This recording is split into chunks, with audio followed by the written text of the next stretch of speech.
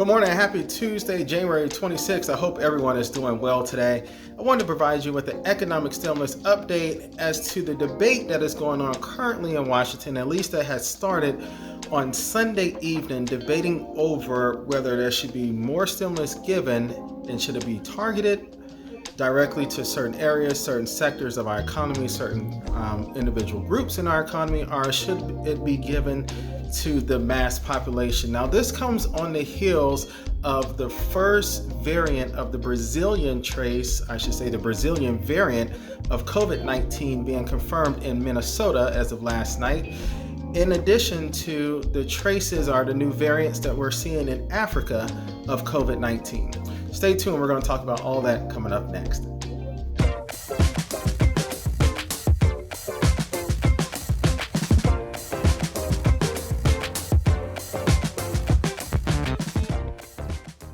Hello everyone, my name is Paul Zachary Shelton Jr. and I'm the Chief Investment Officer of Warwick Shore Advisors.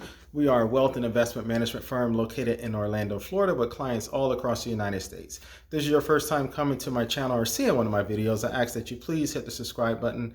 Please ring the bell so that you can get an update each time I post a new video. And lastly, please like and share this video to help me increase the financial literacy of our globe. So as I mentioned in the introduction, we are seeing more and more strands of COVID-19 that are starting to pop up. And the new Brazilian strand, and I'm calling it the Brazilian strands because this is where it was first traced back to, this new strand that is coming from Brazil and that has been confirmed in a case in Minnesota is more contagious than the initial strand of COVID-19. As we're seeing more strands that are coming out or more variations of COVID-19, some of the efficacy behind the vaccines that we already have in place stand to be tested.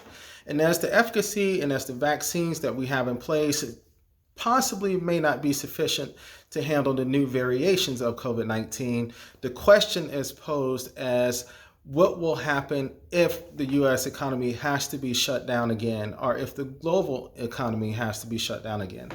Now, we honestly didn't have a hard shutdown like many smaller countries and many small nations and places like Bermuda did during the first wave of COVID-19, but we did lock down certain industries such as the restaurant industry, hospitality. A lot of the leisure industries were shut down, and that created a significant strain on the U.S. economy. As such, we know that the unemployment rate skyrocketed, and we know what the carnage was after that. As of now, the unemployment rate is back to the March 2014 levels, actually at 6.7% unemployment, but that is still significantly high for an economy of our size, an economy that is really built on leisure, hospitality, and the services industry. So with this being the case, on Sunday evening, the Senate and the White House got together to start discussing President Biden's $1.9 trillion stimulus plan. Now, this is a very, very high price tag, and many Senate Republicans do not agree with having $350 billion within the stimulus plan for localities and those state and local municipalities that they feel are mismanaged and that they feel are getting a bailout from receiving this $350 billion.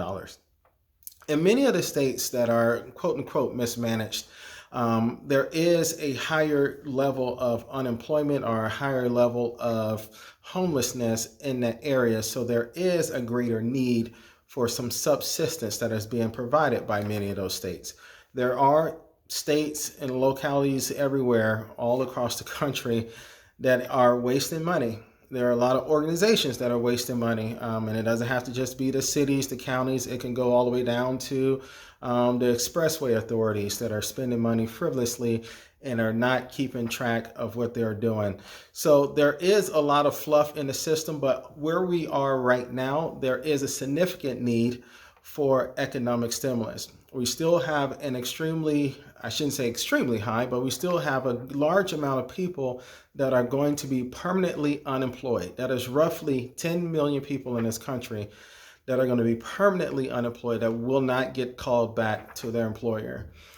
There's even more, I should say, more pressing or more concerning is those people that are not getting called back. A large number of those are not being called back because their employer no longer exists. There are many restaurants, many bars, many hospitality industry workers and hospitality industry companies that have went out of business and they're no longer in existence as of right now.